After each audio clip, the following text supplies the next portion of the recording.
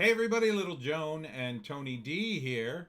And I say Little Joan because she is the star today with her fabulous new haircut. But we got to talk about unity.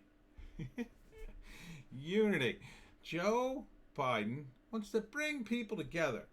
Don't you want to come together after being called a racist and a Nazi for 4 years? I know I do.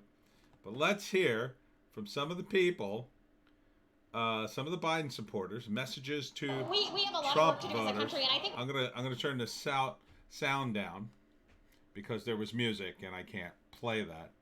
I'll try to read some of this. I would say to my Republican friends that it's not the extremists in any party that's going to rule the legislation of this country. Well, that's a good thing. Okay, it's all about compromise. Okay, sure. Biden is about compromise. Is he? We'll see.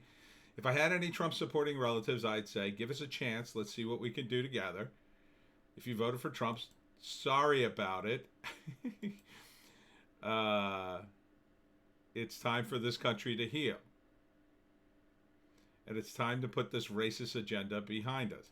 See, that's not healing. Calling us all racist for not supporting Biden. And we can still be neighbors, but there is no way we're going to live properly in the next 4 years with Trump in office. Again, doesn't sound like unity to me. It sounds like if Biden doesn't win, you're in trouble. Let's see if we got any more here. Love is power. Well, I would say to them, we've been there. We were there 4 years ago. This is the process. It's never going to be for a lifetime. And so now that we're here, the idea is what can we do to come together that's going to leave everybody at peace with all their rights intact? Well, the thing is, what did you leave the Trump supporters in terms of living in peace in 2016, in 2017, in 2018? I mean, it seemed to me that at every turn, people were up in arms about whatever Trump was doing, even when he was doing something good, or at least something that almost all people thought was good. I think I'm going to say Biden is the president for everybody, including you, and you don't know it yet, but stay woke. Wow, you really don't understand. I think trying to understand people's pain and their suffering, and there's a sign that says stop hating each other because you disagree. Yeah, again, I don't see people rioting in the streets because Trump lost. Um, that seem is a way to start to get us to the right track in making some change. See, that all implies that what your side wants was the right thing for everybody to begin with. It doesn't evoke compromise. It just evokes, oh, well, now that we're in power, everything's fine. Everything's fine, everybody. Oh, and you'll be fine. You'll see. You'll be fine. Even though we're going to get everything our way, you'll be fine. I think in talking to my neighbors, it's important to understand that a lot of this country has suffered in the last 4 years. And that suffering needs to be acknowledged. Oh, we were the victim for 4 years. I see. What else would you like, victim? Hell yeah, democracy. I think that in acknowledging that suffering, what are you talking about? It's easier for us to come together and hopefully work towards a better America. See, just acknowledge that you were a-holes for 4 years, and then it's all good. Just acknowledge that for the last 4 years, you were completely wrong, and then we're fine.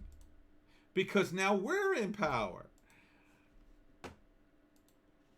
BLM protesters crash Biden party, call out white liberals as drunken effing fools. Well, that's weird. I mean, I thought all these people were voting for Biden. I thought all these people were on your side. Why are they calling you out? Well, that's weird. Didn't you go to these BLM protests? That doesn't sound like unity. sounds like people in your own side, I don't know if they'd be in your party, they don't sound very happy. They sound pretty angry with you. And it doesn't seem like the riots are stopping. It does seem like the mayors and governors are finally calling out the National Guard, the ones that defied Trump. But why isn't there unity on your own side? Michelle Obama congratulates Biden by bashing Trump voters as supporters of hate and chaos. Well, that doesn't seem like unity, does it? Is that unity? In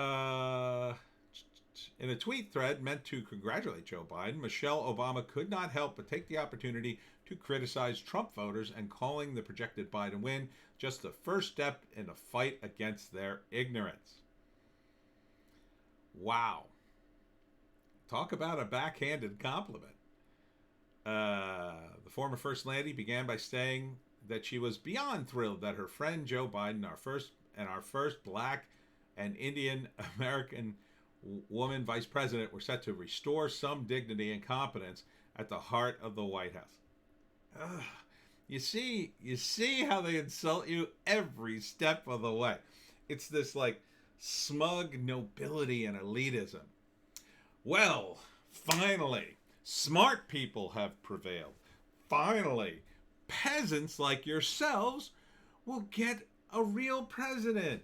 So your ignorance can be worked upon, and you peons can finally get what you deserve.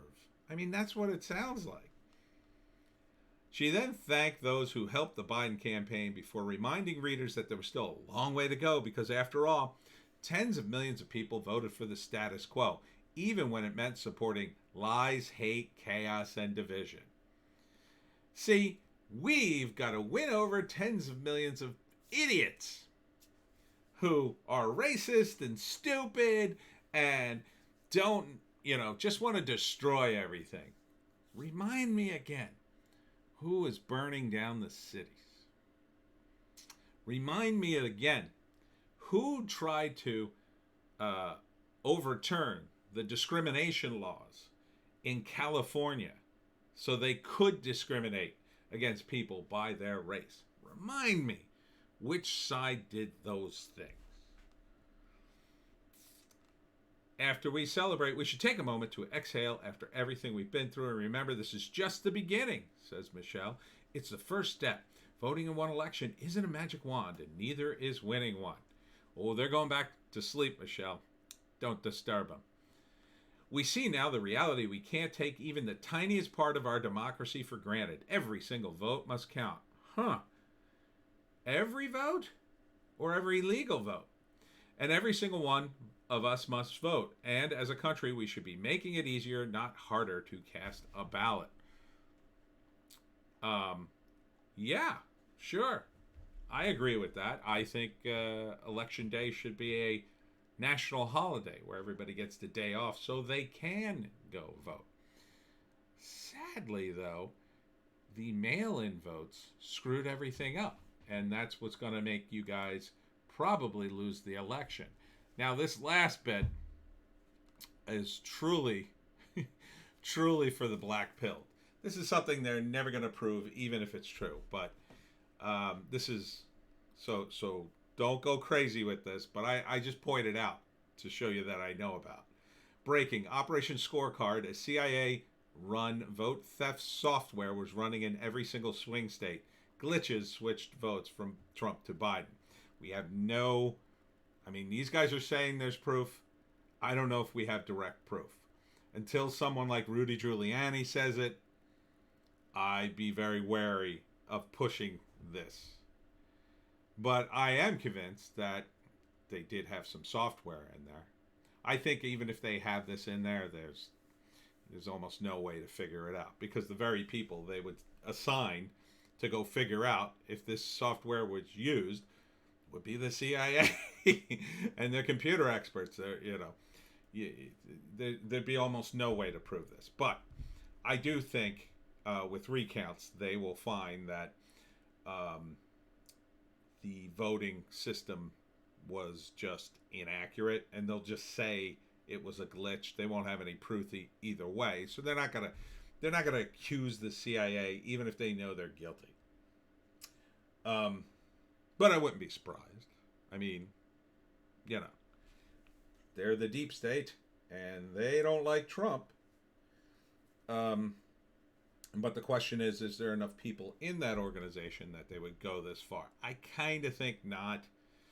But the software exists. Maybe somebody in the DNC got their grubby mitts on it.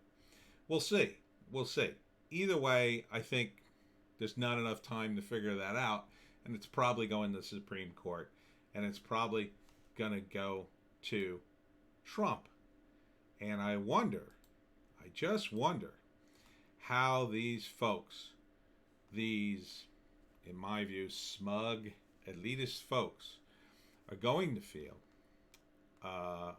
when things get flipped around.